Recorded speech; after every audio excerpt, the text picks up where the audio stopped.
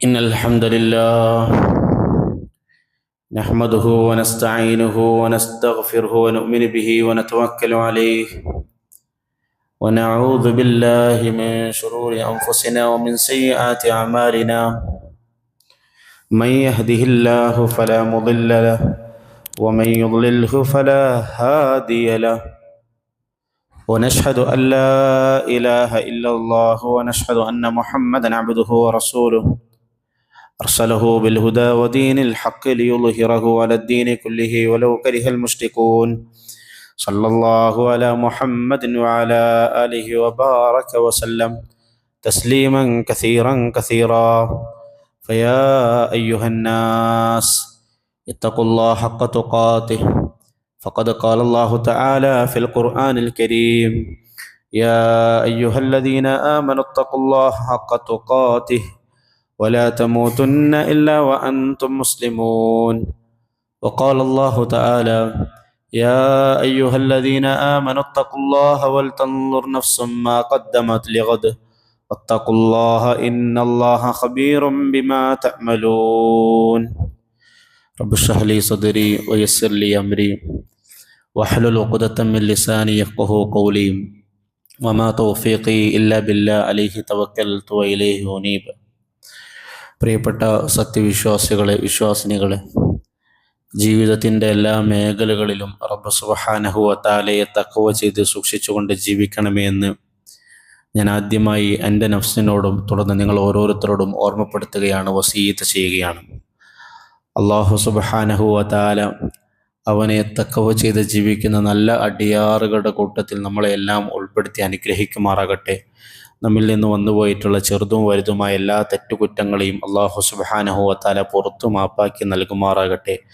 അവൻ്റെ ജന്നാത്തുൽ ഫിർദൗസിൽ മാതാപിതാക്കളോടൊപ്പം, ബന്ധുക്കളോടൊപ്പം, ഭാര്യസന്താനങ്ങളോടൊപ്പം ഒരുമിച്ച് കൂടാൻ സാധിക്കുന്ന ഹബീബായ റസൂലുള്ളാഹി സ്വല്ലല്ലാഹു അലൈഹി വസല്ലമയോടൊപ്പം സംഗമിക്കുന്ന സജ്ജനങ്ങളുടെ കൂട്ടത്തിൽ അള്ളാഹു നമ്മളെല്ലാം ഉൾപ്പെടുത്തി അനുഗ്രഹിക്കുമാറാകട്ടെ. ശേഷിക്കുന്ന ജീവിതം അള്ളാഹു ഇഷ്ടപ്പെടുന്ന രീതിയിൽ അമലുകളോട് താല്പര്യവും ഹറാമിനോട് ദേഷ്യമുള്ളൊരു ജീവിതം കെട്ടിപ്പടുക്കാൻ അള്ളാഹു നമുക്കൊക്കെ തൗഫീഖ് പ്രദാനം ചെയ്യുമാറാകട്ടെ. ആമീൻ യാ റബ്ബൽ ആലമീൻ. പ്രിയപ്പെട്ട സുഹൃത്തുക്കളെ, സഹോദരിമാരെ, അള്ളാഹു സുബ്ഹാനഹു വ തആല മനുഷ്യരാശിക്കായി നൽകിയ ഈ പരിശുദ്ധ ദീനുൽ ഇസ്ലാം ഇത് സമഗ്രമാണ്, സാർവകാലികമാണ്, സാർവലൗകികമായ മതമാണ്. ഈ മതം സമ്പൂർണമായ സമഗ്രമായ മതമാണ്, ദീനാണ് എന്ന് പറയാനുള്ള കാരണം ഒരു മനുഷ്യൻ്റെ ജീവിതത്തിലെ എല്ലാ മേഖലകളെയും ഈ ദീൻ കൈകാര്യം ചെയ്യുന്നുണ്ട്. നമ്മുടെ പെരുമാറ്റ, സ്വഭാവ, കുടുംബ ഇടപാട്, ആചാര അനുഷ്ഠാന എല്ലാ മേഖലകളെക്കുറിച്ചും പരിശുദ്ധ ദീനുൽ ഇസ്ലാം കൃത്യമായ, തക്കതായ, സമഗ്രമായ, സമ്പൂർണമായ അധ്യാപനങ്ങൾ നമുക്ക് നൽകുന്നുണ്ട്. നിസ്കാരവും നോമ്പും മാത്രമല്ല, നമ്മുടെ ഇടപാടുകളും നമ്മുടെ രാഷ്ട്രീയത്തിലുമെല്ലാം ഇസ്ലാം വ്യക്തമായ പാഠങ്ങൾ പഠിപ്പിക്കുന്നുണ്ട്. രണ്ടാമതായി ഞാൻ പറഞ്ഞത് ഇസ്ലാം സാർവകാലികമായ മതമാണെന്നാണ്. സാർവകാലികം എന്ന മലയാള പദത്തിൻ്റെ അർത്ഥം എല്ലാ കാലത്തിനും ആപ്റ്റാവുന്ന മതം, എല്ലാ കാലത്തിലും ജീവിച്ച മനുഷ്യർക്ക് ആപ്റ്റാവുന്ന മതം. 6-ാം നൂറ്റാണ്ടിലാണ് റസൂലുള്ളാഹി സ്വല്ലല്ലാഹു അലൈഹി വസല്ലം ഈ ഖുർആനുമായി വന്നത്. എന്നാൽ ആ ഖുർആൻ 6-ാം നൂറ്റാണ്ടിൽ ജീവിച്ച മനുഷ്യരോട് മാത്രമല്ല സംവദിച്ചത്, മറിച്ച് 6-ഉം 7-ഉം 8-ഉം 9-ഉം 14-ഉം 20-ഉം 21-ാം നൂറ്റാണ്ടിലും ജീവിക്കുന്ന മനുഷ്യരോട് സംസാരിക്കുന്ന അത്ര പ്രബുദ്ധമാണ്, അത്ര ശക്തമാണ് ഇസ്ലാം. 20-ാം നൂറ്റാണ്ടിൽ ജീവിച്ച നമ്മളും 21-ാം നൂറ്റാണ്ടിൽ ജീവിച്ച ഇപ്പോഴത്തെ കാലത്തെ കുട്ടികളോടും ഇസ്ലാം സംവദിക്കുന്നുണ്ട്. അവർക്ക് അനുയോജ്യമായ മതമാണ് ഇസ്ലാം. കഴിഞ്ഞ നൂറ്റാണ്ടിൽ ജീവിച്ച 90 കിഡ്സ് എന്ന് പറയുന്ന നമ്മളെയും ഈ നൂറ്റാണ്ടിൽ ജനിച്ച ജെൻസി, ആൽഫാബെറ്റ് മനുഷ്യരെയും കൈകാര്യം ചെയ്യുന്ന അവരുടെ ജീവിതത്തിൽ വ്യക്തമായ ദിശ കാണിക്കുന്നതാണ് ഇസ്ലാം. അതുകൊണ്ടാണ് ഇസ്ലാം സാർവകാലികമാണെന്ന് ഞാൻ പറയാൻ കാരണം. മൂന്നാമതായിട്ട് ഇസ്ലാം സാർവലൗകികമാണ്. എല്ലാ ലോകത്തിലും എല്ലാ നാട്ടിലും ജീവിക്കുന്ന മനുഷ്യർക്ക് അനുയോജ്യമായ മതമാണ് ഇസ്ലാം.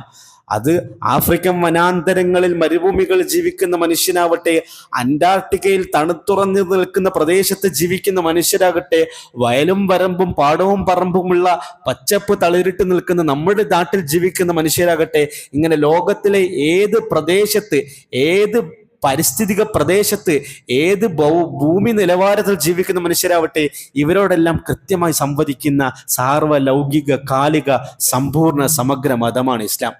എന്തുകൊണ്ടാണ് ഇസ്ലാമിന് അങ്ങനെ ഒരു ദീനാവാൻ സാധിക്കുന്നത്? എന്തുകൊണ്ടാണ്? അത് ഇസ്ലാം മുന്നോട്ട് വെക്കുന്ന മൂല്യങ്ങളുടെ പേരിലാണ്. ഇസ്ലാം പഠിപ്പിക്കുന്ന നിയമങ്ങൾ നമുക്കറിയാം, പക്ഷെ മൂല്യങ്ങൾ നമ്മൾ അറിയുന്നില്ല. നിയമങ്ങൾ നമ്മൾ നന്നായി ഫോളോ ചെയ്യുന്നു, പക്ഷെ ആ നിയമങ്ങൾ എന്തിനു വേണ്ടിയുള്ളതാണ് എന്ന് നമ്മൾ അറിയുന്നില്ല, നമ്മൾ മനസ്സിലാക്കുന്നില്ല. അത് പലപ്പോഴും സംഭവിക്കുന്ന ഒരു തെറ്റാണ്. ഇസ്ലാം മുന്നോട്ട് വെക്കുന്ന അടിസ്ഥാനപരമായിട്ടുള്ള ഒരുപാട് മൂല്യങ്ങളുണ്ട്. അതിൽ ഏറ്റവും പ്രധാനമായിട്ടുള്ള 3 മൂല്യങ്ങളെ കുറിച്ചാണ് ഞാൻ സംസാരിക്കുന്നത്. ഒന്നാമത്തെ നീതിയാണ്. അനീതി കാണിക്കാതിരിക്കുക, നീതി കാണിക്കുക. ആദിൽ.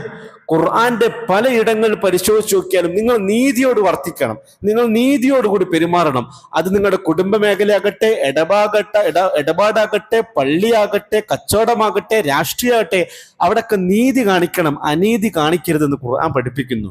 വിശുദ്ധ ഖുർആനിലെ സൂറത്തുൽ മാഇദയിൽ അല്ലാഹു സുബ്ഹാനഹു വ തആല പറയുകയാണ്, യാ അയ്യുഹല്ലദീന ആമനൂ കൂനൂ ഖവാമീന ലില്ലാഹി ശുഹദാഅ ബിൽ ഖിസ്ത് ولا يجرمنكم شنآن قوم على ألا تعدلوا اعدلوا هو أقرب للتقوى إن الله خبير بما تعملون يا أيها الذين آمنوا അല്ലയോ സത്യവിശ്വാസികളെ. ഇന്ന് ഖുതുബയുടെ ആരംഭത്തിൽ അല്ലയോ സത്യവിശ്വാസികളെ നിങ്ങൾ അള്ളാഹുവിനെ സൂക്ഷിക്കണമെന്നാണ് ആദ്യമായി ഓതി വെച്ച ആയത്ത്. അത് പറയുന്ന അതേ ഗൗരവത്തോട് ഖുർആൻ പറയാണ്, നിങ്ങൾ കൂനു ഖവാമിനില്ല, നിങ്ങൾ അള്ളാഹുവിന് വേണ്ടി നിലകൊള്ളണം. എങ്ങനെയാണ് മനുഷ്യർക്ക് അള്ളാഹുവിന് വേണ്ടി നിലകൊള്ളാൻ സാധിക്കുക? അത് ഖുർആൻ തന്നെ പഠിപ്പിക്കുന്നുണ്ട്. ശുഹദാഅ ബിൽ ഖിസ്ത്. നിങ്ങളുടെ ജീവിതത്തിന്റെ എല്ലാ മേഖലകളിലും നിങ്ങൾ നീതി കാണിക്കണം, അനീതി കാണിക്കാൻ പാടില്ല. അനീതി കാണിക്കാൻ പാടില്ല. സുഹൃത്തിനോട് അനീതി കാണിക്കരുത്, ഭാര്യയോട് അനീതി കാണിക്കരുത്, എതിർ സ്ഥാനാർത്ഥിയോട് അനീതി കാണിക്കാൻ പാടില്ല, എതിർ പാർട്ടിയിലുള്ളവനോട് അനീതി കാണിക്കാൻ പാടില്ല, എതിർ ടീമിനുള്ളവനോട് അനീതി കാണിക്കാൻ പാടില്ല. ഖുർആൻ തുടർന്ന് പറയുന്ന പദപ്രയോഗം ഏറെ മനോഹരാണ്. വലാ യജ്രിമന്നകും ശനആനു ഖൗമിൻ അലാ അല്ലാ തഅദിലു ജയിക്കാൻ വേണ്ടി ഏതറ്റം വരവും നമ്മൾ പോകും എന്ന് പറയാറുണ്ട്. ലക്ഷ്യം മാർഗത്തെ സാധൂകരിക്കുന്നു എന്ന് പറഞ്ഞത് ലെനിനാണ്. അതായത് ലക്ഷ്യം കാണാൻ വേണ്ടി എന്ത് തോന്നിവാസവും ചെയ്യാം, എന്ത് പാപവും ചെയ്യാം, എന്ത് അനീതിയും കാണിക്കാം. അത് ഇസ്ലാം പഠിപ്പിക്കുന്നില്ല. നമ്മുടെ ലക്ഷ്യം എന്തായാലും അതിലേക്ക് എത്തുന്ന രീതി അത് നീതിയുടെ വഴികൂടി മാത്രമായിരിക്കണം. ഖുർആൻ പഠിപ്പിക്കുന്നു, നിങ്ങൾക്ക് ചിലരോട് വിദ്വേഷം ഉണ്ടാവും, നിങ്ങൾക്ക് ചിലരോട് വെറുപ്പുണ്ടാവും. ആ വിദ്വേഷത്തിന്റെയും വെറുപ്പിന്റെ പേരിൽ നിങ്ങൾ അവരോട് അനീതി കാണിക്കാൻ പാടില്ല. യഅദിലു, നിങ്ങൾ നീതി കാണിക്കണം. ഹു അഖറലു തഖ്വ, തഖ്വയുള്ള മനുഷ്യന്മാർ അങ്ങനെയാണ്, നീതി കാണിക്കും. ഇന്നല്ലാഹു ഖബീറും ബിമാ തഅമലൂൻ, നിങ്ങൾ ചെയ്യുന്നതെല്ലാം അള്ളാഹു കണ്ടുകൊണ്ടിരിക്കുന്നുണ്ട്. നിങ്ങൾ നിങ്ങളുടെ കുടുംബ മേഖലയാകട്ടെ, രാഷ്ട്രീയ മേഖലയാകട്ടെ, ഇടപാടിലാകട്ടെ, അതെല്ലാം അള്ളാഹു കാണുന്നുണ്ട്. രണ്ടാമതായി ഖുർആൻ പറയുന്നത് അമാനത്താണ്. വിശ്വസ്തരായിരിക്കണം, വഞ്ചന കാണിക്കാൻ പാടില്ല.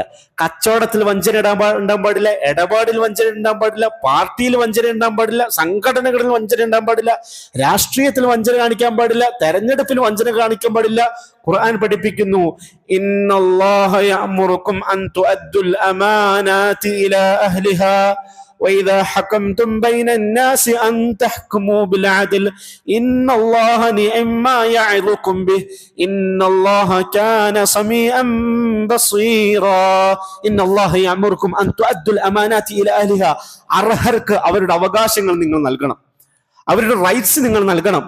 നിങ്ങൾക്ക് അനർഹമായത് നിങ്ങൾ നേടിയെടുക്കാൻ പാടില്ല, വഞ്ചന കാണിക്കാൻ പാടില്ല, ചതി കാണിക്കാൻ പാടില്ല. ഇന്നല്ലാഹ യഅ്മുറുകും അൻ തുഅദ്ദുൽ അമാനാതി ഇലാ അഹ്ലിഹാ വഇദാ ഹകംതും ബൈനൻ നാസി അൻ തഹ്കുമു ബിൽ അദ്ൽ, ആളുകൾക്കിടയിൽ നിങ്ങൾ വിധി കൽപ്പിക്കുമ്പോൾ, കച്ചവടം ചെയ്യുമ്പോൾ എല്ലാ മേഖലയിലും വിശ്വസ്തത നിങ്ങൾ കാണിക്കണം, നീതി നിങ്ങൾ കാണിക്കണം. ഇന്നല്ലാഹ നിഅമ്മാ യഅ്ലുകും ബിഹി, അല്ലാഹു നിങ്ങളെ പഠിപ്പിക്കുന്ന ഇത്തരം മൂല്യങ്ങൾ ഏറ്റവും ഉന്നത ഉദാത്ത മൂല്യങ്ങളാണ്. അതെന്തുകൊണ്ടാണെന്ന് വയ്യെ പറയാം ഇൻഷാ അല്ലാഹ്. ഇന്നല്ലാഹ കാന സമീഅൻ ബസീറ, നിങ്ങൾ കാണിക്കുന്ന എല്ലാ കള്ളത്തരങ്ങളെയും അല്ലാഹു സുബ്ഹാനഹു വ തആല കൃത്യമായി കാണുകയും കണ്ടുകൊണ്ടിരിക്കുകയും കേൾക്കുകയൊക്കെ ചെയ്യുന്നുണ്ട്. ഒന്നാമത്തെ നീതിയാണ്, രണ്ടാമത്തെ വിശ്വസ്തതയാണ്, മൂന്നാമത്തെ സത്യസന്ധതയാണ്. സത്യസന്ധത എല്ലാ മേഖലയിലും സത്യസന്ധത ഉണ്ടാവണം. സംസാരത്തിൽ സത്യസന്ധത ഉണ്ടാവണം, പ്രവർത്തനത്തിൽ സത്യസന്ധത ഉണ്ടാവണം, ഇടപാടുകൾ സത്യസന്ധത ഉണ്ടാവണം. ആ സത്യസന്ധതക്ക് ഖുർആൻ പറയുന്ന പക്കം സിദ്ഖ് എന്നാണ്. യാ അയ്യുഹല്ലദീന ആമനു തഖുല്ലാഹ വകൂനൂ മഅസ് സ്വാദിഖീൻ. അല്ലയോ സത്യവിശ്വാസികൾ, നിങ്ങൾ അള്ളാഹുവിനെ സൂക്ഷിച്ചുകൊണ്ട് ജീവിക്കണം. അതോടൊപ്പം നിങ്ങളുടെ ജീവിതത്തിൽ നിങ്ങൾ സത്യസന്ധരാവണം. സംസാരത്തിൽ മാത്രമല്ല, എല്ലാ മേഖലയിലും. എന്തുകൊണ്ടാണ് ഇത്തരം മൂല്യങ്ങൾ ഏറെ പ്രധാനമായി മാറുന്നത്? ഇത്തരം മൂല്യങ്ങളെ ഒരു സമൂഹം കെട്ടുറപ്പോടുകൂടി കൊണ്ടു നടന്നാൽ മാത്രമാണ് ഒരു സിസ്റ്റം, ഒരു നാട് നല്ല രീതിയിൽ മുന്നോട്ട് പോകൂ. ഇപ്പോൾ ഒരു തദ്ദേശ തെരഞ്ഞെടുപ്പിന്റെ വക്കിലാണ് നമ്മൾ എത്തി നിൽക്കുന്നത്. പൊതുവെ മുസ്ലിമീങ്ങളായ നമുക്കും മറ്റെല്ലാ മനുഷ്യർക്കും ഒരു പൊതുവായ സ്വഭാവമുണ്ട്. എല്ലാ മേഖലകളിലും മൂല്യങ്ങളെയും നിയമങ്ങളെയും പാലിക്കും. പക്ഷേ മൂല്യങ്ങളോ നിയമങ്ങളോ ഒന്നും പാലിക്കാത്തൊരു മേഖല ഉണ്ടെങ്കിൽ അത് രാഷ്ട്രീയമാണ്. പള്ളിയിൽ നല്ല നിസ്കാരക്കാരനാണ്, റമദാനിൽ നല്ല നോമ്പുകാരനാണ്, മുസ്തഫ തുടർന്ന നല്ല ഖുർആൻ ഓത്തുകാരനാണ്. പക്ഷെ മാർച്ചിന് പോയാൽ, രാഷ്ട്രീയത്തിൽ ഇറങ്ങിയാൽ അവനേക്കാൾ നെറികെട്ടൊരു മനുഷ്യനില്ല എന്ന് പറയേണ്ട ഒരു അവസ്ഥാവിശേഷം അതൊരിക്കലും ഇസ്ലാം പഠിപ്പിക്കുന്നില്ല. പണ്ട് ഗ്രീക്ക് റോമൻ തത്വശാസ്ത്രത്തിൽ പറഞ്ഞിരുന്നൊരു പദപ്രയോഗം ഉണ്ടായിരുന്നു: ദൈവത്തിനുള്ളത് ദൈവത്തിനും, ദൈവത്തിനും സീസറിനുള്ളത് സീസറിനും. അതായത് ദൈവത്തിന് ഞങ്ങൾ നൽകേണ്ട നിസ്കാരം, നോമ്പ്, മറ്റു കാര്യങ്ങളൊക്കെ ഉണ്ട്, അവിടെ ഞങ്ങൾ മൂല്യങ്ങൾ പാലിക്കാം, അവിടെ ഞങ്ങൾക്ക് ശ്രദ്ധ ഉണ്ടാവും, അവിടെ ഞങ്ങൾക്ക് സൂക്ഷ്മത ഉണ്ടാവും. എന്നാൽ രാഷ്ട്രീയത്തിൽ ഇറങ്ങുന്ന സമയത്ത് ഞങ്ങൾക്ക് തഖ്വ വേണ്ട, ഞങ്ങൾക്ക് മൂല്യങ്ങൾ വേണ്ട, ഞങ്ങൾക്ക് എന്ത് തോന്നിവാസവും ചെയ്യാം എന്നുള്ള ധാരണ തിരുത്തണം. മനുഷ്യന്റെ എല്ലാ മേഖലയിലും ഉള്ളതാണ് ഇസ്ലാം. രാഷ്ട്രീയത്തിൽ ഇറക്കുമ്പോൾ അയച്ചു വെക്കേണ്ടതല്ല ദീനും ഇസ്ലാമും എന്നുള്ളത്. അപ്പോൾ ഇത്തരം ഒരു തദ്ദേശ തെരഞ്ഞെടുപ്പ് കാലത്ത് നമ്മളെല്ലാവരും ഉറച്ചു മനസ്സിലാക്കേണ്ട വസ്തുത, നമ്മുടെ പ്രവർത്തനങ്ങൾ സത്യസന്ധത ഉണ്ടാവണം, പ്രവർത്തനങ്ങളിൽ വിശ്വസത ഉണ്ടാവണം, പ്രവർത്തനങ്ങളിൽ നീതി ഉണ്ടാവണം. അത് മുറുകെ പിടിച്ച് ജീവിച്ചാൽ മാത്രമാണ് നമ്മുടെ രാജ്യം മുന്നോട്ട് പോവുകയുള്ളൂ. നമ്മുടെ രാജ്യത്തിന് ഒരു നല്ല അടിത്തറയുണ്ട്, നമ്മുടെ രാജ്യത്തിന് ഒരു നല്ല തറക്കല്ലുണ്ട്. അത് മഹാരഥന്മാരായിട്ടുള്ള ഗാന്ധിജിയെ പോലുള്ള, നെഹ്റുവിനെ പോലുള്ള, BR അംബേദ്കറിനെ പോലുള്ള, മൗലാന അബുൽ കലാം ആസാദിനെ പോലുള്ള മഹാരഥന്മാരായിട്ടുള്ള സ്വാതന്ത്ര്യ സമര പോരാളികൾ അവർ കെട്ടിപ്പടുത്ത രാജ്യത്തിന്റെ പേരിലാണ്. എല്ലാ മനുഷ്യർക്കും സമത്വത്തോടുകൂടി, സാഹോദര്യത്തോടുകൂടി, സ്വാതന്ത്ര്യത്തോടുകൂടി ജീവിക്കാൻ സാധിക്കുന്ന ഒരു രാജ്യത്തിന്റെ ചുറ്റുപാട്. ഇന്ത്യ മഹാരാജ്യത്തിന്റെ ഭരണഘടന തയ്യാറാക്കിയത് BR അംബേദ്കർ എന്ന് പറയുന്ന മഹാമനീഷിയാണ്. അദ്ദേഹം ഭരണഘടന തയ്യാറാക്കിയതിനു ശേഷം 1948 നവംബർ 4 ഇന്ത്യയുടെ പാർലമെന്റ് മന്ദിരത്തിലെ കോൺസ്റ്റിറ്റ്യൂഷൻ ഹാളിൽ വെച്ച് നടത്തിയ ഒരു കോൺസ്റ്റിറ്റ്യൂഷൻ അസംബ്ലിയിലെ ഒരു പ്രഭാഷണമുണ്ട്. ആ പ്രഭാഷണത്തിൽ അദ്ദേഹം പറഞ്ഞൊരു വസ്തുതയുണ്ട്: ലോകത്തിലെ തന്നെ ഏറ്റവും സമഗ്രമായ, ഏറ്റവും സുന്ദരമായ, ഏറ്റവും നല്ല ഒരു ഭരണഘടനയാണ് നമ്മുടെ രാജ്യത്തിന് വേണ്ടി നമ്മൾ തയ്യാറാക്കിയിട്ടുള്ളത്. പക്ഷേ ഈ ഭരണഘടനയിലുള്ള മൂല്യങ്ങളെ, ഈ ഭരണഘടനയോട് വഞ്ചന കാണിക്കുന്ന, ചതി കാണിക്കുന്ന രാഷ്ട്രീയക്കാരാണ് നമ്മുടെ നാട് ഭരിക്കുന്നതെങ്കിൽ, അല്ലെങ്കിൽ ഈ ഭരണഘടനയെ കൈകാര്യം ചെയ്യുന്നതെങ്കിൽ ഇതുകൊണ്ട് ഒരു ഉപകാരം ഉണ്ടാവില്ല, ഇത് നശിക്കാനുള്ളതാകുമെന്ന് ആദ്യമായിട്ട് ഭരണഘടന ബില്ല് പാസ്സാക്കുന്ന പ്രസംഗത്തിൽ BR അംബേദ്കർ നടത്തിയൊരു പദപ്രയോഗമുണ്ട്. അതേ പദം തന്നെ, അത് തന്നെ വിശുദ്ധ ഖുർആൻ സൂചിപ്പിക്കുന്നുണ്ട്. വിശുദ്ധ ഖുർആനിലെ സൂറത്തു നംലിൽ കൂടെ അല്ലാഹു സുബ്ഹാനഹു വ തആല പറയുന്നു: ഖാലത് ഇന്നൽ മുലൂക ഇദാ ദഖലൂ ഖറിയതൻ അഫ്സദൂഹാ വജഅലൂ അഇസ്സത അഹ്ലിഹാ അദില്ല വകദാലിക യഫ്അലൂൻ. ഇന്നൽ മുലൂക്, രാജാക്കന്മാരുടെ ആഗ്രഹം അധികാരം മാത്രമാണ്. അവരുടെ അധികാരം നിലനിർത്തണം, അവരുടെ സ്വയം താല്പര്യങ്ങൾ നിലനിർത്തണം, അവരുടെ സ്വവർഗത്തിന്റെ താല്പര്യങ്ങൾ മാത്രം നിലനിർത്തണം, തന്റെ ആഭിജാത്യം, തന്റെ അഹങ്കാരം അത് നിലനിർത്തണം. അതിനുവേണ്ടി പരിശ്രമിക്കുന്ന രാജാക്കന്മാർ, മുലൂക്കുകൾ, ഭൂമിയിലെ മുലൂക്കുകൾ, ഇതാ ദഖലൂ ഖറിയതൻ, അവർ നാടിന്റെ ഭരണം, അധികാരം ഏറ്റെടുത്താൽ അഫ്സദുഹ, അവർ ആ നാടിനെ നശിപ്പിക്കും. അതില്ല, ജനങ്ങൾക്ക് യാതൊരു രീതിയിലുള്ള നീതി നൽകൂല, ജനങ്ങളോട് യാതൊരു രീതിയിലുള്ള റൈറ്റ്സ്, അവകാശം നൽകൂല, ജനങ്ങളെ നിന്ദ്യരാക്കും, ജനങ്ങളെ കൊടും പട്ടിണിയിലാക്കും. ഇത് ചെയ്യുന്നത് മുലൂക്കുകളാണ്. അപ്പൊ പറഞ്ഞു വരും, നമ്മുടെ രാജ്യത്തിന് ഒരു നല്ല ഭരണഘടനയുണ്ട്, BR അംബേദ്കർ പറഞ്ഞവരെ. പക്ഷേ ആ ഭരണഘടനത്തിന്റെ മൂല്യങ്ങളെ പാലിക്കാത്തവരാണ് രാജ്യം ഭരിക്കുന്നതെങ്കിൽ അതുകൊണ്ട് കാര്യമില്ല. ഖുതുബയുടെ ആരംഭത്തിൽ നമ്മൾ സൂചിപ്പിച്ചു, നമ്മൾ ആദിലീങ്ങളായിരിക്കണം, നമ്മൾ അമീനായിരിക്കണം, നമ്മൾ സാദിഖായിരിക്കണം. അത് നമ്മുടെ രാഷ്ട്രീയത്തിൽ ഉണ്ടാവണം. വിശ്വസ്തനായിരിക്കണം, നമ്മുടെ രാഷ്ട്രീയത്തിൽ നമ്മൾ വിശ്വസ്തനായിരിക്കണം, നമ്മുടെ രാഷ്ട്രീയത്തിൽ നമ്മൾ നീതി കാണിക്കുന്നവരായിരിക്കണം, നമ്മുടെ രാഷ്ട്രീയത്തിൽ നമ്മൾ സത്യസന്ധത കാണിക്കുന്നവരായിരിക്കണം. നമ്മുടെ ഇന്ത്യ മഹാരാജ്യം അടിസ്ഥാനമായി 3 അടിസ്ഥാനങ്ങളിലാണ് നിലകൊള്ളുന്നതെന്ന് നമ്മൾ പറയാറുണ്ട്. 1, 2, 3 എന്ന് നമ്മൾ എണ്ണി പറയുമ്പോൾ 3-ൽ നിന്ന് തുടങ്ങുകയാണെങ്കിൽ ഇന്ത്യ ഒരു സോഷ്യലിസ്റ്റ് രാജ്യമാണ്. സാമ്പത്തിക മേഖലയിൽ ഇന്ത്യ ഒരു സോഷ്യലിസത്തെ ഫോളോ ചെയ്യുന്നതാണ്. ഗവൺമെന്റിനും അതുപോലെ തന്നെ വ്യക്തികൾക്കും സമ്പത്ത് കൈകാര്യം ചെയ്യാൻ പറ്റുന്ന സിസ്റ്റമാണ് ഇന്ത്യയിലുള്ളത്. എല്ലാ മനുഷ്യരുടെയും പ്രശ്നങ്ങളെ ഒരുപോലെ കൈകാര്യം ചെയ്യുന്ന ഒരു സാമ്പത്തിക രീതിയാണ് ഇന്ത്യക്കുള്ളത്. പക്ഷേ അത് മുതലാളി വർഗത്തിന്റെ താല്പര്യത്തിന് വഴിമാറിയ അവസ്ഥ നമ്മൾ പലപ്പോഴും കണ്ടിട്ടുണ്ട്. മുതലാളി വർഗത്തിന്റെ താല്പര്യത്തിന് വേണ്ടി തൊഴിലാളികളെ, സാധാരണക്കാരെ, മനുഷ്യരെ ചൂഷണം ചെയ്യുന്ന അവസ്ഥ നമ്മൾ കണ്ടുകൊണ്ടേയിരിക്കുന്നുണ്ട്. അതൊരു വേറെ വിഷയമാണ്. രണ്ടാമത്തെ വിഷയം, ഇന്ത്യ മതപരമായിട്ടുള്ള കാര്യത്തിൽ ഫോളോ ചെയ്യുന്ന ഇന്ത്യ ഒരു മതേതരത്വ രാജ്യമാണ്. ഇന്ത്യൻ മതേതരത്വം എന്ന് പറഞ്ഞാൽ എല്ലാ മതവും വേണ്ട, ഒരു മതവും വേണ്ട എന്ന് പറയില്ല. കഴിഞ്ഞ ദിവസം ഒരു മാധ്യമ പ്രവർത്തകൻ ഉറക്കെ അലറുന്നത് കേട്ടു. നിങ്ങൾ എന്തിനാണ് മതം ഫോളോ ചെയ്യുന്നത്? നിങ്ങൾ എന്തിനാണ് മതം പ്രബോധനം ചെയ്യുന്നത്? ഇന്ത്യൻ മതേതരത്തിന് എതിരാണത്? ഒരിക്കലുമല്ല. അദ്ദേഹം പറഞ്ഞ് ശുദ്ധ അസംബന്ധമാണ്. ഇന്ത്യൻ സെക്കുലറിസം, ഇന്ത്യൻ മതം എന്ന് പറഞ്ഞാൽ ഇന്ത്യയിലെ ഓരോ വ്യക്തികൾക്കും അവരവരുടേതായ മതം അനുഷ്ഠിക്കാം, അത് ആചരിക്കാം, അത് പ്രബോധനം ചെയ്യാം, അതിലേക്ക് ക്ഷണിക്കാം, വ്യക്തികൾക്ക് ക്ഷണിക്കാം, പ്രബോധനം ചെയ്യാം. പക്ഷെ ഇന്ത്യയുടെ ഭരണപരമായിട്ടുള്ള കാര്യത്തിന് ഒരു മതത്തിന്റെയും കീഴിൽ ഭരണകൂടം, ഗവൺമെന്റ് ഒരിക്കലും ഒരു മതത്തിന് അനുകൂലമായി ഒരു മതത്തിന്റെ ചൊൽപ്പടിക്ക് നിൽക്കൂല എന്നുള്ളതാണ് ഇന്ത്യൻ മതേതരത്വത്തിന്റെ ആണിക്കല്ല്. ആ സെക്കുലറിസം പതിയെ സംഘപരിവാർ ഹിന്ദുത്വത്തിന്റെ അജണ്ടകൾക്ക് ഒപ്പരം നിൽക്കുന്ന കാഴ്ച നമ്മൾ സ്ഥിരമായി കണ്ടുകൊണ്ടിരിക്കുന്നുണ്ട്. അത് രണ്ടാമത്തെ ഒരു വിഷയമാണ്. ഇപ്പോൾ ഞാൻ പറഞ്ഞത് മൂന്നാമത്തെയും രണ്ടാമത്തെ വിഷയമാണ്. ഇതിൽ ഒന്നാമത്തെ വിഷയമുണ്ട്, ഇന്ത്യ പൊളിറ്റിക്കലായിട്ട്, ഇന്ത്യ രാഷ്ട്രീയമായിട്ട് ഒരു ജനാധിപത്യ രാജ്യമാണ്. കഴിഞ്ഞ വർഷങ്ങളിലൊക്കെ ഇന്ത്യയുടെ മതേതരത്തിന് ആഘാതം സംഭവിച്ച സമയത്ത്, ഇന്ത്യയുടെ സോഷ്യലിസത്തിന് ആഘാതം സംഭവിച്ച സമയത്ത് നമ്മൾ ദുഃഖിച്ചു, വിഷമിച്ചു. പക്ഷെ അതിനേക്കാളേറെ നമ്മൾ ദുഃഖിക്കേണ്ട ഒരു പ്രധാനപ്പെട്ട വസ്തുതയാണ് ഇന്ത്യൻ ഡെമോക്രസിക്ക് ആഘാതം സംഭവിക്കുന്നു, ഇന്ത്യയുടെ ജനാധിപത്യത്തിന് ആഘാതം സംഭവിക്കുന്നു. എന്താണ് ജനാധിപത്യം എന്ന് പറഞ്ഞാൽ? ജനാധിപത്യം ജനങ്ങൾ അവർ തെരഞ്ഞെടുക്കുന്ന ഭരണാധികാരികളിനാൽ ഭരിക്കപ്പെടുക എന്നുള്ളതാണ്. ജനങ്ങൾ അവരാൽ തെരഞ്ഞെടുക്കപ്പെടുന്ന ഭരണാധികാരികളിൽ ഭരിക്കപ്പെടുകയാണ് ജനാധിപത്യം. അങ്ങനെയുള്ള ഒരിടത്ത് ജനങ്ങളുടെ മൂല്യങ്ങൾ, ജനങ്ങളുടെ അവകാശങ്ങളെ പറ്റി സംസാരിക്കപ്പെടും, ചോദ്യം ചെയ്യപ്പെടും. നമ്മൾ സാധാരണഗതിയിൽ പറയുന്നൊരു വസ്തുതയുണ്ട്, ഇന്ത്യയിലെ മനുഷ്യരുടെ എല്ലാത്തിനെയും ഭരണകൂടം തട്ടിയെടുത്തു. അവരുടെ ഭൂമിയെ, അവരുടെ അവകാശങ്ങളെ, അവരുടെ സ്വാതന്ത്ര്യത്തെ എല്ലാം ഭരണകൂടം തട്ടിയെടുത്തു.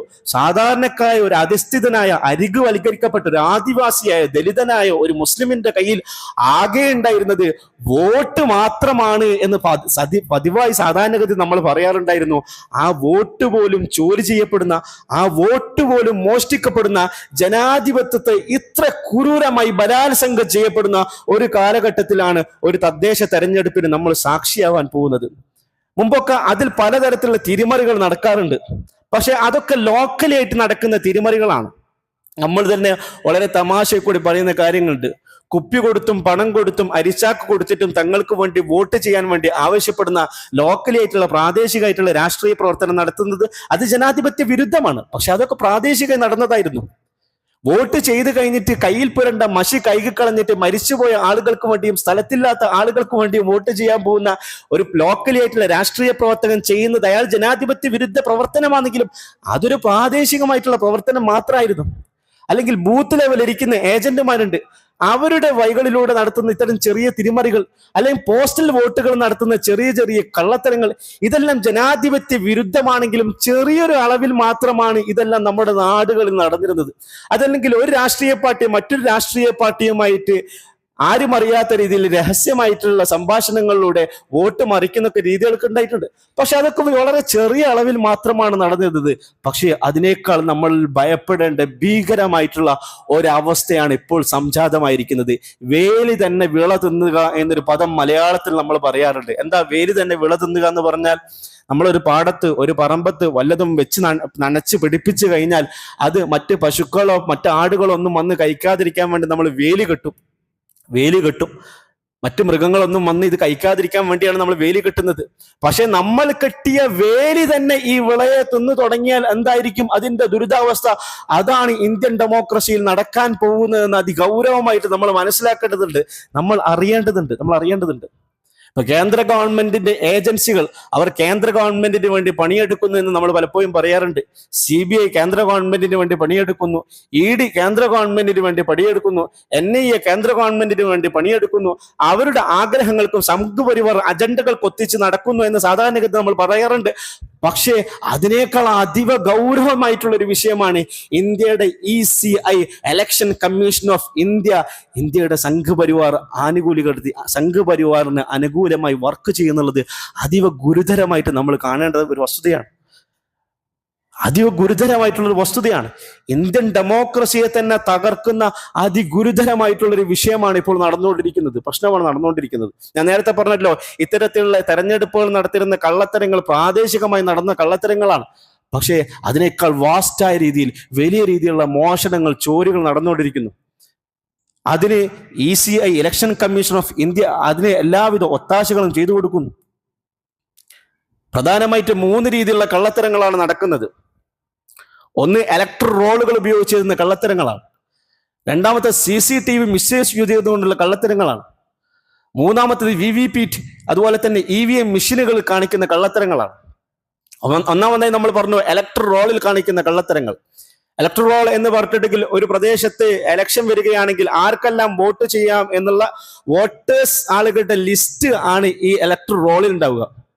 അതെല്ലാ സമയത്തും ഇങ്ങനെ തിരുത്തിക്കൊണ്ടിരിക്കണം, പരിഷ്കരിച്ചു കൊണ്ടിരിക്കേണ്ട ആവശ്യമുണ്ട്. കാരണം 18 വയസ്സാകുന്ന ആളുകളെ പുതുതായി അതിലേക്ക് ആഡ് ചെയ്യേണ്ടതുണ്ട്, മരിച്ച ആളുകളെ അതിൽ നിന്ന് റിമൂവ് ചെയ്യേണ്ടതുണ്ട്, ഒരു വാർഡിൽ നിന്ന് മറ്റൊരു വാർഡിലേക്ക് മാറി താമസിച്ച ആളുകളെയൊക്കെ കൃത്യമായി മാറ്റത്തിരുത്തൽ വരുത്തേണ്ടത്. ഇതാണ് ഞാൻ പറഞ്ഞത് ആദ്യം സൂചിപ്പിച്ച പ്രധാനപ്പെട്ട വസ്തുത. ഇതെല്ലാം കൃത്യമായിട്ട് ഖുർആൻ പറഞ്ഞ നീതി, ഖുർആൻ പറഞ്ഞ അമാനത്ത്, ഖുർആൻ പറഞ്ഞ സിദ്ഖ് എന്നീ മൂല്യങ്ങളുടെ മേലിൽ പ്രവർത്തിക്കേണ്ട ഒരു വസ്തുതയാണ് എല്ലാ രാഷ്ട്രീയവും എല്ലാ സംവിധാനങ്ങളും. പക്ഷേ അത്തരം നീതികളും മൂല്യങ്ങളും സത്യസന്ധതയും വിശ്വസയെല്ലാം ഇല്ലാതാവുന്ന ഒരു കാലഘട്ടത്തിലാണ് നമ്മൾ ജീവിക്കുന്നത്. ഈ ഇലക്ട്രൽ റോളുകൾ സാധാരണഗതിയിൽ ഇലക്ഷൻ വരുന്ന സമയത്ത് ഇലക്ഷൻ കമ്മീഷൻ പ്രസിദ്ധീകരിക്കും. നെറ്റിൽ കൂടി നമ്മൾ വോട്ടേഴ്സ് ലിസ്റ്റിലുണ്ടോ എന്ന് നമുക്ക് അറിയാൻ സാധിക്കും. അതോടൊപ്പം തന്നെ ഓരോ പ്രാദേശികമായിട്ടുള്ള ഇന്ത്യയിൽ രജിസ്റ്റർ ചെയ്യപ്പെട്ട എല്ലാ പാർട്ടികൾക്കും ഇതിന്റെ ഒരു കോപ്പിയും നൽകാറുണ്ട്. വളരെ രസകരമായ കാര്യം, ഇലക്ട്രൽ റോളിന്റെ കോപ്പി ഒരിക്കലും ഡിജിറ്റലായിട്ട് ഇലക്ഷൻ കമ്മീഷൻ നൽകാറില്ല. രണ്ടാമത്തെ ഒരു കാര്യം, പേപ്പർ ആയിട്ടാണ് നൽകുന്നതെങ്കിൽ പോലും ഇപ്പോഴത്തെ കാലത്ത് പേപ്പർ റീഡിംഗ് മെഷീനുകൾ ഉപയോഗിച്ചുകൊണ്ട് പേപ്പറിലുള്ള വസ്തുതകൾ നമുക്ക് പരിശോധിക്കാൻ സാധിക്കും. നമ്മുടെ കയ്യിലുള്ള A4 ഷീറ്റുകൾ അത് പേപ്പർ റീഡിംഗ് മെഷീനിൽ ഇട്ടുകൊടുത്തിട്ടുണ്ടെങ്കിൽ ആ വിവരങ്ങളൊക്കെ നമുക്ക് ഡിജിറ്റലി ആക്കി മാറ്റാൻ പറ്റും. പക്ഷെ ഈ 2 രീതിയിലും ഈ ഇലക്ട്രൽ റോളുകൾ വോട്ട് ചെയ്യുന്ന ആളുകളുടെ ലിസ്റ്റ് ഇലക്ഷൻ കമ്മീഷൻ നൽകൂല എന്ന് പറയുന്നു. അങ്ങനെ പറയുന്നതിന്റെ പിന്നിലുള്ള കാരണം എന്താണ്? ഒരു കാര്യം സുതാര്യമാകുമ്പോഴാണ് അതിൽ കള്ളത്തരമില്ലാതിരിക്കുക. ഒരു കാര്യം മറച്ചു വെക്കുന്നുണ്ടെങ്കിൽ അതിന്റെ അർത്ഥം കള്ളത്തരമെന്നാണ്. റസൂലുള്ളാഹി സ്വല്ലല്ലാഹു അലൈഹി വസല്ലം പഠിപ്പിക്കുന്നത്, നിങ്ങൾ ഒരു കാര്യം മറച്ചു വെച്ചാണ് ചെയ്യുന്നതെങ്കിൽ അതിലെന്തോ കള്ളത്തരം ഉണ്ടെന്ന് അർത്ഥം. എന്നാൽ ഡിജിറ്റൽ രേഖകൾ, ഡിജിറ്റൽ ആയിട്ടുള്ള ഇലക്ട്രൽ റോൾ ലഭിച്ചിട്ടുണ്ടെങ്കിൽ ഇന്നത്തെ പുതിയ ടെക്നോളജി ഉപയോഗിച്ചുകൊണ്ട് എത്ര കള്ള വോട്ടർമാരുണ്ടെന്ന് മനസ്സിലാക്കും, എത്ര പേരുകൾ ആവർത്തിച്ചിട്ടുണ്ടെന്ന് മനസ്സിലാക്കും, എത്ര ഫോട്ടോകൾ ആവർത്തിച്ചിട്ടുണ്ടെന്ന് മനസ്സിലാക്കും. ഈ നമ്മൾക്ക് കിട്ടുന്ന പേപ്പറുകൾ അത് പേപ്പർ റീഡിങ്ങിന് ഉപയോഗിക്കാൻ പറ്റുന്ന രീതിയിലുള്ള പേപ്പർ റോളിംഗ് ആണെങ്കിൽ അത് ഉപയോഗിച്ചുകൊണ്ടും എത്ര കള്ളത്തരങ്ങൾ, എത്രയൊക്കെ തിരിമറികൾ ഇതിൽ നടന്നിട്ടുണ്ടെന്ന് മനസ്സിലാക്കാൻ സാധിക്കും.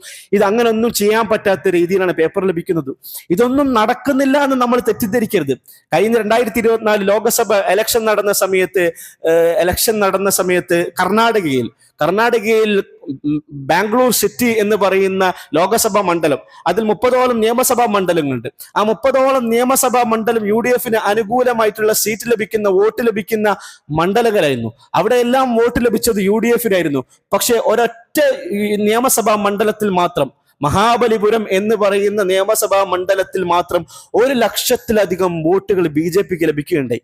അതിനുശേഷം 6 മാസക്കാലം 40ഓളം വരുന്ന യുവാക്കൾ ഇരുന്നിട്ട് അത് പഠനവിധേയമാക്കി. എങ്ങനെയാണ് സംഭവിച്ചിരിക്കുന്നത്? പഠനവിധേയമാക്കിയപ്പോൾ മനസ്സിലാക്കുന്നത് 1,00,000-ലധികം കള്ള വോട്ടുകൾ സംഭവിച്ചിരിക്കുന്നു. 10,000-ഓളം ഡ്യൂപ്ലിക്കേറ്റ് ആയിട്ടുള്ള വോട്ടർമാർ കടന്നുകൂടിയിരിക്കുന്നു. 10,000-ഓളം ഒരുപാട് വാർഡുകളിൽ വോട്ട് ചെയ്യുന്ന ഡ്യൂപ്ലിക്കേറ്റ് വോട്ടർമാരുണ്ടായിരിക്കുന്നു. വോട്ടേഴ്സിന്റെ അഡ്രസ്സിൽ കൃത്രിമം കാണിക്കപ്പെട്ടിരിക്കുന്നു, വോട്ടേഴ്സിന്റെ ഫോട്ടോകളിൽ കൃത്രിമം കാണിക്കുന്നു. ഫോം 6 എന്ന് പറയുന്ന നമ്മളെല്ലാം ഇപ്പോൾ എഴുതി കൊടുക്കുന്ന SIRന്റെ പേരിൽ എഴുതി കൊടുക്കുന്ന ഫോം ഉണ്ട്. ഇത് ഒരാളുടെ പേരിൽ ഒരൊറ്റ ഫോം മാത്രമേ ഉണ്ടാവൂ. ഈ ഫോം 6 തന്നെ ഒരാളുടെ പേരിൽ തന്നെ 1ഉം 2ഉം ഫോമുകൾ ഉണ്ടാവുന്നു. 6 ലക്ഷം വോട്ടേഴ്സ് മാത്രമുള്ള മഹാബലിപുരം എന്ന് പറയുന്ന നിയമസഭാ മണ്ഡലത്തിൽ 1 ലക്ഷത്തിലധികം കള്ള വോട്ട് നടന്നിട്ടുണ്ടെങ്കിൽ ഇന്ത്യയിൽ 140 കോടി മനുഷ്യരുണ്ട്. എത്ര കള്ള വോട്ട് ഇന്ത്യ മഹാരാജ്യത്ത് നടക്കുന്നുണ്ടാവും? ഞാൻ ഈജിപ്തിൽ ജീവിച്ചിട്ടുണ്ട് 3 വർഷക്കാലം. ഈജിപ്തിലെ രാഷ്ട്രീയം ഒരു തമാശയാണ്. എല്ലാ 2 വർഷം കൂടുന്ന സമയത്തും അവിടെ പ്രസിഡൻഷ്യൽ ഇലക്ഷൻ നടക്കും. പക്ഷെ വളരെ രസകരമായ പ്രസിഡൻഷ്യൽ ഇലക്ഷനിൽ ഒരൊറ്റ സ്ഥാനാർത്ഥി മാത്രമേ മത്സരിക്കൂ. അയാളുടെ കൂടെ അത് അബ്ദുൽ ഫത്താഹ് സിസി എന്ന് പറയുന്ന പട്ടാള മേധാവിയാണ്. അയാൾക്കെതിരെ മത്സരിക്കാൻ ഒരാൾക്കും പറ്റില്ല. ആരെങ്കിലും സ്ഥാനാർത്ഥി മത്സരിക്കാൻ വേണ്ടി തയ്യാറായി വന്നിട്ടുണ്ടെങ്കിൽ തയ്യാറായി വന്ന ആളെ അറസ്റ്റ് ചെയ്ത് കൊണ്ടുപോകും. ഇലക്ഷൻ നടക്കും, ഇയാൾ മാത്രം ജയിക്കും, ഇയാൾ പ്രസിഡന്റ് ഉണ്ടാവും. അപ്പൊ എന്റെ സുഹൃത്തുക്കളൊക്കെ പോയി വോട്ട് ചെയ്യും. അങ്ങനെ വോട്ട് ചെയ്യുന്ന സുഹൃത്തുക്കളൊക്കെ ഞാൻ കളിയാക്കിക്കൊണ്ട് പറയും, 140 കോടി മനുഷ്യർ വോട്ട് ചെയ്യുന്ന ലോകത്തിലെ തന്നെ ഏറ്റവും ഡെമോക്രാറ്റിക് ആയിട്ടുള്ള ഒരു രാജ്യത്ത് വോട്ട് ചെയ്യുന്ന വോട്ടറാണ് ഞാൻ എന്ന് പറഞ്ഞുകൊണ്ട് ഞാൻ അഭിമാനിക്കും.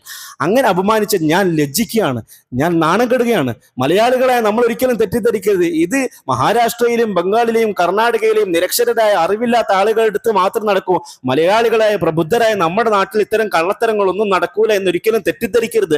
നമ്മുടെ നാട്ടിൽ പോലും ഒരിക്കലും നമ്മൾ പ്രതീക്ഷിക്കാത്ത രീതിയിൽ കഴിഞ്ഞ ലോകസഭ ഇലക്ഷന് ഒരാൾക്ക് അധികാരം കിട്ടിയിട്ടുണ്ടെങ്കിൽ, ഒരാൾ MP ആയിട്ടുണ്ടെങ്കിൽ, നമ്മൾ പ്രതീക്ഷിക്കാത്ത ഒരാൾ MP ആയിട്ടുണ്ടെങ്കിൽ അതിന്റെ പിന്നിൽ നടന്നത് ഇതുവരെ കാണാത്ത കള്ളത്തരങ്ങളായിരുന്നു. ഫ്ളാറ്റുകൾ കേന്ദ്രീകരിച്ചുകൊണ്ട് 6 പേർക്ക് താമസിക്കാൻ സാധിക്കുന്ന ഫ്ളാറ്റുകൾക്കകത്ത് 60 പേരെ കുത്തി നിറച്ചുകൊണ്ടുള്ള കള്ളത്തരത്തിൽ കൂടി അധികാരത്തേറിയ സംഭവവികാസങ്ങൾ നടന്നത് നമ്മുടെ നാട്ടിലാണ്. അതുകൊണ്ട് ഇത്തരത്തിലുള്ള ഇലക്ഷൻ വരുന്ന സമയത്ത് നമ്മൾ അമീനായിരിക്കണം, നമ്മൾ ആദിലായിരിക്കണം, നമ്മൾ സാദിഖായിരിക്കണം. ഇലക്ട്രൽ റോഡുകൾ നടത്തുന്ന കള്ളത്തരങ്ങൾ, രണ്ടാമത് പറയുന്നത് CCTVയിൽ നടക്കുന്ന കള്ളത്തരങ്ങളാണ്. ഇലക്ഷൻ കമ്മീഷനെ സംബന്ധിച്ചിടത്തോളം സുതാര്യമായിരിക്കണം. കഴിഞ്ഞ മഹാരാഷ്ട്ര ഇലക്ഷൻ നടന്നു. മഹാരാഷ്ട്ര ഇലക്ഷൻ നടന്ന സമയത്ത് ഇലക്ഷനിൽ BJP വിജയിച്ച സമയത്ത് ആ മഹാരാഷ്ട്രയിലെ ഓരോ ബൂത്തുകളിലും എല്ലാ ദിവസവും 5:30 മണിക്ക് ശേഷം 8% കൂടുതൽ അധിക തിരക്ക് നടന്നു. 8% കൂടുതൽ അധികമായിട്ടുള്ള വോട്ടിംഗ് നടന്നു. അതിനെക്കുറിച്ച് പഠന വിധേയമാക്കി. BLOമാർ ഇപ്പൊ നാട്ടിലുണ്ടല്ലോ, ഇതുപോലെ തന്നെ ബൂത്ത് ലെവൽ ഏജന്റുകളുണ്ട്. ഓരോ രാഷ്ട്രീയ പ്രതിനിധികളുടെയും ഭാഗമായിക്കൊണ്ട് ഓരോ ബൂത്തുകളിൽ നിൽക്കുന്ന ആളുകൾ, അവരോടൊക്കെ ചോദിച്ചു. അവരൊക്കെ പറഞ്ഞു 5:30 ശേഷം അങ്ങനെ ഒരു തിരക്കേ ഉണ്ടായിട്ടില്ല. എങ്ങനെ ഇത്രയും വോട്ടുകൾ 5:30 ശേഷം സംഭവിച്ചു എന്ന് പഠനവിധേയമാക്കാൻ വേണ്ടി ഓരോ ബൂത്തുകളിലും സംവിധാനിച്ചിരിക്കുന്ന CCTVയെ കുറിച്ച് ചോദിക്കപ്പെട്ടു. CCTVയെ കുറിച്ച് ചോദിച്ച സമയത്ത് ഇലക്ഷൻ കമ്മീഷൻ ഓഫ് ഇന്ത്യ പറയുന്ന മറുപടിയാണ്, ഒരു ഇലക്ഷൻ കഴിഞ്ഞാൽ 40 ദിവസം മാത്രമാണ് ഞങ്ങൾ CCTV സൂക്ഷിക്കുകയുള്ളൂ. എവിടെയാണ് ഇത് പറയുന്നത്? ലോകം 2025 നിൽക്കുന്ന കാലത്താണ് നമ്മൾ ഈ പറയുന്നത്. ലക്ഷക്കണക്കിന് കോടിക്കണക്കിന് വരുന്ന ഡാറ്റകൾ സൂക്ഷിക്കാൻ ഇന്ന് ലോകത്ത് സംവിധാനമുള്ള ഒരു കാലഘട്ടത്തിലാണ് 40 ദിവസം കഴിച്ച് മനഃപൂർവ്വം അത് നശിപ്പിച്ചു കളയുന്ന ഒരു രീതിയിലേക്ക് ഇത് പോയത്. മുമ്പ് കാലങ്ങളിൽ 100 ദിവസം സൂക്ഷിക്കായിരുന്നു. മുമ്പ് ഇത്തരത്തോളം സ്റ്റോറേജുകളും ഒന്നുമില്ലാത്ത കാലത്ത് പോലും 100 ദിവസത്തോളം CCTV ഫുട്ടേജുകൾ സൂക്ഷിക്കുമായിരുന്നു. അങ്ങനെയുള്ള കാലഘട്ടത്തിൽ ലോകം AI-യുടെ 2025 കാലഘട്ടത്തിലാണ് 40 ദിവസം കഴിഞ്ഞ് ഞങ്ങൾ നശിപ്പിച്ച് കളയുന്നു എന്ന് പറയുന്നുണ്ടെങ്കിൽ അതിന്റെ പിന്നിലിരിക്കുന്ന അജണ്ടകൾ എന്താണ്?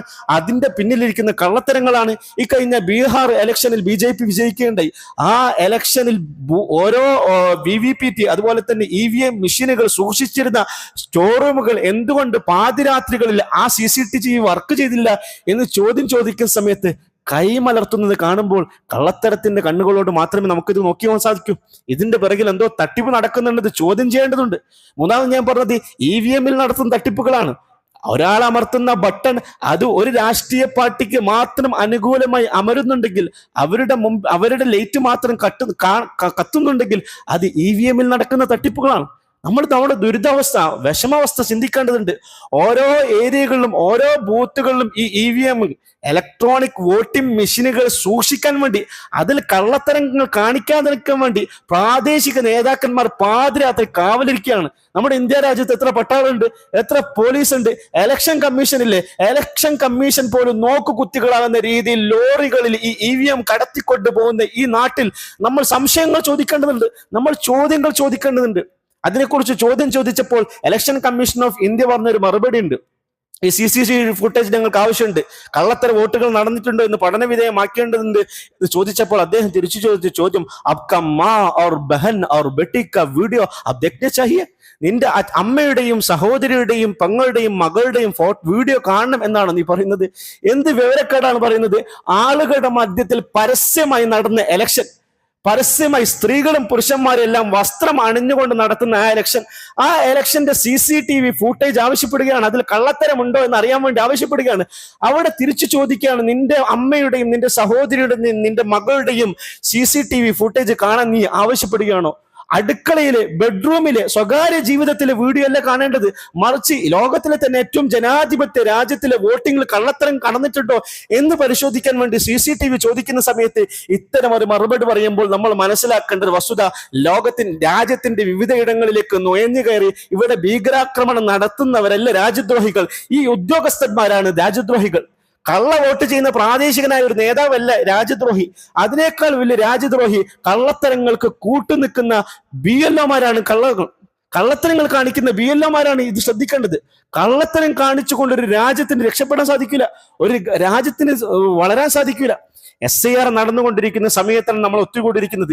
ഈ സമയത്ത് ഓരോ മനുഷ്യനും വിജിലന്റ് ആയിരിക്കണം, ഓരോ മനുഷ്യനും ശ്രദ്ധയുള്ളവനായിരിക്കണം, ഓരോ മനുഷ്യനും ചോദിച്ചുകൊണ്ടേയിരിക്കണം. ചോദ്യം ചോദിക്കാൻ ഒരുപാട് കാരണങ്ങളുണ്ട്. 140ഓളം കോടി വരുന്ന രാജ്യം, കോടിക്കണക്കിന് മനുഷ്യർ വരുന്ന ഒരു സ്റ്റേറ്റ്, ആ സ്റ്റേറ്റിന്റെ അകത്ത് വെറും 30 ദിവസം കൊണ്ട് ഇത് പൂർത്തിയാക്കണം എന്ന് പറയുന്നതിന്റെ പിന്നിലുള്ള കാരണം എന്താണ്? രണ്ടാമത്, നമ്മുടെ നാട്ടിൽ ഒരു തദ്ദേശ തെരഞ്ഞെടുപ്പ് നടത്തുന്നതിന്റെ എല്ലാ തിരക്കുകളും ഉള്ളതിന്റെ ഇടയിൽ കൂടി ഈ SIR നടപ്പിലാക്കുന്നതിന്റെ പിന്നിലുള്ള ഒളിയജണ്ടകൾ എന്തൊക്കെയാണ് ചോദിക്കേണ്ടതുണ്ട്. ബീഹാറിൽ SIR നടപ്പിലാക്കി. 60 ലക്ഷത്തോളം മനുഷ്യർ ആ SIRന്റെ പേരിൽ അവരുടെ പേരുകൾ വോട്ടേഴ്സ് ലിസ്റ്റിൽ നിന്ന് തള്ളപ്പെട്ടു. എപ്പോഴാണെന്നോ ബീഹാറിൽ ഇലക്ഷൻ SIR നടപ്പിലാക്കിയെന്നറിയുമോ? ബീഹാറിൽ അതിശക്തമായിട്ടുള്ള മഹാപ്രളയം നടന്നുകൊണ്ടിരിക്കുന്ന സമയത്ത്, ആളുകൾക്കൊന്നും അങ്ങോട്ടേക്കോ പോകാൻ സാധിക്കാത്ത സമയത്തായിരുന്നു ബീഹാറിൽ SIR നടപ്പിലാക്കിയത്. അവിടെയുള്ള ആളുകൾക്ക്, സാധാരണക്കാരെ, സാധുക്കളുടെ കയ്യിൽ ഡോക്യുമെന്റ്സുകളൊന്നും ഉണ്ടാവില്ല. അങ്ങനെ അത്രയും 60 ലക്ഷത്തോളം മനുഷ്യരെ ആ ലിസ്റ്റിൽ നിന്ന്, വോട്ടേഴ്സ് ലിസ്റ്റിൽ നിന്ന് തള്ളപ്പെട്ടു. ഇങ്ങനെ ഒരു കാലഘട്ടത്തിൽ ചോദ്യം ചെയ്തുകൊണ്ടേയിരിക്കുക എന്നുള്ളത് ഒരു മനുഷ്യന്റെയും ഒരു മുസ്ലിമിന്റെയും ബാധ്യതയാണ്, കടമയാണ്. കള്ളത്തരങ്ങളെ ചോദ്യം ചെയ്യുക, കള്ളത്തരങ്ങൾക്ക് നേരെ കൈ ചൂണ്ടുക. ഖുർആൻ പഠിപ്പിക്കുന്ന ഇതാണ്. വെള്ളിയാഴ്ച ദിവസം നമ്മൾ പാരായണം ചെയ്തു വരുന്ന സൂറത്തുൽ കഹ്ഫ് ഉണ്ട്. സൂറത്തുൽ കഹ്ഫിൽ അല്ലാഹു സുബ്ഹാനഹു വ തആല പരിചയപ്പെടുത്തുന്നത് 7 യുവാക്കളുണ്ട്. നഹ്നു നഖുസ്സു അലൈക നബഅഹും ബിൽ ഹഖ് ഇന്നഹും ഫിത്യത്തുൻ ആമനു ബിറബ്ബിഹിം വസിദ്നാഹും ഹുദാ വറബത്നാ അലാ ഖുലൂബിഹിം ഇദ് ഖാമു. ഖുർആൻ 7 യുവാക്കളെ പരിചയപ്പെടുത്തി. അവർ ജീവിച്ചത് എഫാസസ് എന്ന് പറയുന്ന ഗ്രീക്ക് രാജ്യത്തായിരുന്നു. ദുമ്യാനുസ് എന്ന് പറയുന്ന ഭരണാധികാരികൾക്കെതിരിൽ, ആ രാജാവ് ചെയ്തിരുന്ന ക്രൂരതക്കെതിരിൽ, ആ രാജാവ് ചെയ്തിരിക്കുന്ന അനീതിക്കെതിരിൽ, ആ രാജ്യത്തിന്റെ അകത്ത്, കൊട്ടാരത്തിനകത്ത് തന്നെ പ്രഭുക്കന്മാരുടെ മക്കളായിരുന്നു ആളുകൾ ചോദ്യം ചെയ്തു. ആ രാജാവിനെതിരെ നിലകൊണ്ടു. ഭരണകൂടത്തിൽ, ഭരണഘടനയിൽ, രാഷ്ട്രീയം നടക്കുന്ന കള്ളത്തരങ്ങൾ അവർ തുറന്നു കാണിച്ചു. ഖുർആൻ പറയുന്നു, വറബത്നാ അലാ ഖുലൂബിഹിം ഇദ് ഖാമു. അവർ എഴുന്നേറ്റ് നിന്നപ്പോൾ, അവർ ശബ്ദിക്കാൻ തുടങ്ങിയപ്പോൾ അവർക്ക് ഞാൻ ശക്തി പകർന്നു, നമുക്ക് ശക്തി പകർന്നു. നമ്മുടെ രാജ്യത്തിലെ യുവാക്കൾ എഴുന്നേറ്റ് നിൽക്കേണ്ടതുണ്ട്, ചോദ്യം ചെയ്യേണ്ടതുണ്ട്, കള്ളത്തരങ്ങളെ കുറിച്ച് ചോദ്യം ചെയ്യേണ്ടതുണ്ട്. അത്തരം ഒരു ദുരിതാവസ്ഥയിലൂടെ നമ്മൾ കടന്നു പോകുന്നത്. ഇതൊരിക്കലും സംഭവിക്കൂല എന്നൊരിക്കലും എൻ്റെ പ്രിയപ്പെട്ട യുവാക്കൾ കരുതരുത്. നിങ്ങൾക്ക് ആസാമിലേക്ക് സഞ്ചരിച്ചിട്ടുണ്ടെങ്കിൽ അവിടെ ഡിറ്റൻഷൻ ക്യാമ്പുകൾ കാണാൻ സാധിക്കും. നമ്മുടെ രാജ്യത്ത് ജനിച്ചു വളർന്നിട്ടും ഈ രാജ്യത്തിന്റെ സിറ്റിസൺഷിപ്പ് നഷ്ടപ്പെട്ടുകൊണ്ട് കോൺസെൻട്രേഷൻ ക്യാമ്പുകൾ പോലെയുള്ള 4 മതിലുകൾക്കകത്ത് ജീവിക്കുന്ന മനുഷ്യർ ഇന്ന് ഇന്ത്യ മഹാരാജ്യത്തുണ്ട്. ബംഗാളികളായിട്ടുള്ള ഒരുപാട് മുസ്ലിമീങ്ങൾ, അവർ ബംഗ്ലാദേശിൽ നിന്ന് ഇങ്ങോട്ട് കുടിയേറിയവരാണ് എന്ന് പറഞ്ഞുകൊണ്ട് ഇവിടെ ജനിച്ച് ജീവിച്ച ഒരുപാട് മനുഷ്യരെ ബംഗ്ലാദേശിൽ നിന്ന് നാട് കടത്തിയ സംഭവവികാസങ്ങൾ കഴിഞ്ഞ മാസങ്ങൾ നടന്നിട്ടുണ്ട്. എൻ്റെ കൂടെ എനിക്കറിയാവുന്ന എൻ്റെ മദ്രസയിൽ വർക്ക് ചെയ്യുന്ന 4 ബീഹാരികളായിട്ടുള്ള അതിഥി തൊഴിലാളികൾ വോട്ട് ചെയ്യാൻ പോകുന്നില്ലെന്ന് അവരോട് ചോദിച്ചപ്പോൾ അവർ പറഞ്ഞത്, ഞങ്ങൾക്കാർക്കും വോട്ടില്ല എന്നൊരു മറുപടിയാണ്. അത് നമ്മുടെ നാട്ടിലും ആവർത്തിക്കപ്പെടുന്ന, നമ്മുടെ നാട്ടിലും സംഭവിക്കാൻ അധികം ദൂരം പോകേണ്ട ഒരു സംഭവം കൂടി പറഞ്ഞ് ഞാൻ അവസാനിപ്പിക്കുകയാണ്. സ്ഥിരമായി ജുമാ ഖുത്ബയിൽ നമ്മൾ പറയുന്ന ഒരു കാര്യം ഗസയുടെയും ഫലസ്തീനിന്റെയും വിഷയത്തിലാണ്. ഫലസ്തീനികൾക്ക് അവരുടെ നാടിന്റെ സിറ്റിസൺഷിപ്പ് നഷ്ടപ്പെട്ടു. പുറത്ത് നാട്ടിൽ നിന്ന് അവരുടെ നാടിലേക്ക് കുടിയേറിയ സയനിസ്റ്റുകളുടെ മുമ്പിൽ അവരുടെ സിറ്റിസൺഷിപ്പ്, ഞങ്ങളാണ് ഈ നാടിന്റെ അവകാശികൾ എന്ന് പറയേണ്ട ഒരു ഗതികേട് ഫലസ്തീനികൾക്ക് ഉണ്ടായി.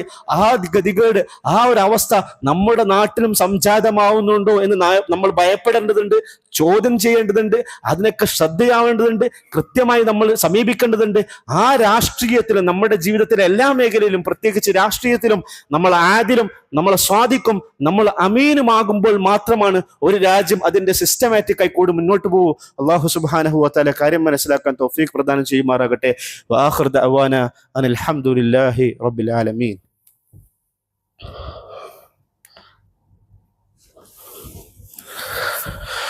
الحمد لله الحمد لله الكريم المعبود وأشهد أن